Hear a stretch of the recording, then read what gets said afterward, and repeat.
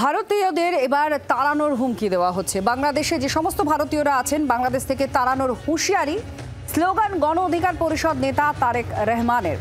বিপজ্জনক বাংলাদেশ হুমকি আস্ফালনের ফুলঝুরি। ভারত বিরোধী স্লোগানের রাজনৈতিক নেতাদের হুমকি লাগাতার চলছে স্লোগান গণ অধিকার পরিষদের নেতা তারেক রহমানের। কি বলছেন তিনি শুনুন।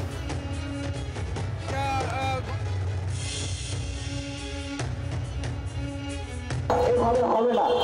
আমরা যেটা করছি ক্লাসরুম আমাদেরকে এই অর্থনৈতিক অঞ্চলে যেতে হবে, একটা একটা করে ইন্ডিয়ানকে ধরে লাঠি মেরে ইন্ডিয়ান সীমান্তে ঢুকাই দিয়ে আসতে হবে। তাই নয়, মংলা বন্দরে যেতে হবে আমাদেরকে, আমাদের অনেক কাজ। চট্টগ্রাম বন্দরে যেতে হবে, যেখানে যেখানে ইন্ডিয়ানদের ঢুকেছে সেখানে সেখানে। বাংলার আওয়াজ, বাঙালির আবেগ, জি 24 ঘন্টা।